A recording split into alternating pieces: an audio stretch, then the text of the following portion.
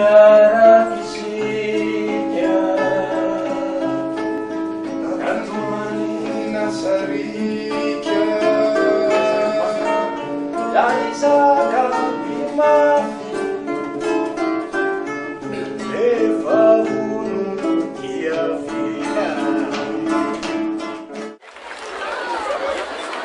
nivezivezy imesaka tatsiny tenanay miaraka amin'ny mpiara-miasa rehetra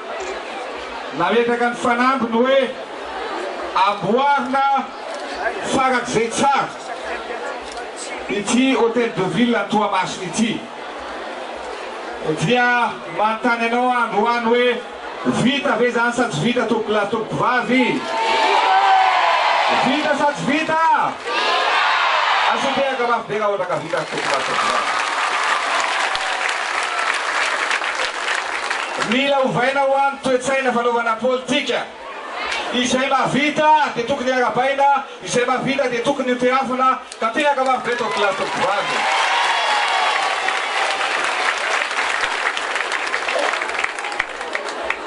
za dia miteny fa nisy laza tamin'ny namboariny ity hôtel de ville ity nisy ny nanakarama olona itokona teto sy andrava ny fefy laza fa hoe tsy mety ny anaovana ty hôtel de ville ity ianareo no mitsara androany tsara ve tsy tsara nanaovana azy hôtel de ville zao tompoko vavy tsara sa tsy tsara tompoko vavy raha tsara dia tsy hoteaka mafy be ary tompoko vavy iza dia masamy laza masamy teny fa betsaka ny lapan'ny tanàna tamin'iza be ny tanàna nijerevako tany ivelan'ny tany farany lapan'ny tanàna eto Toamasina dia tsara lavitra noho ny any ivelany tompoko vavy ny tenako hoe asitsika vedo otrany Antananarivo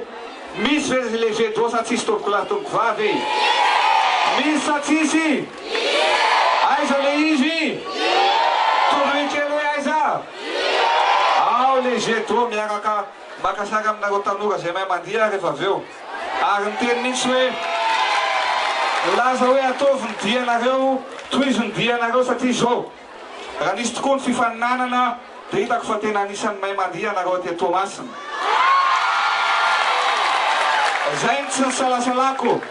niara nandiha taminareo teo mbola ho avy koa ny fotoana mbola hiaraka andiha bebe kokoa tsika ote sa tsy ote dia zao a zay ny teneniko hoe zay mahavita sy zay tompon-daka dia tokony arabaina ka ny loka zay azonareo a raha tsy nomeny sasany dia omeny ny filohan'ny tetezamita tompoko vavy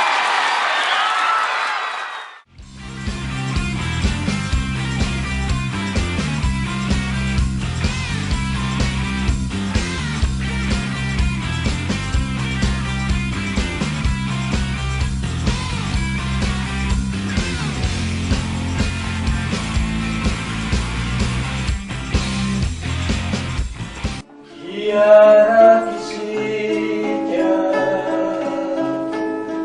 Kantumani Nasarika Yaisa Kalpima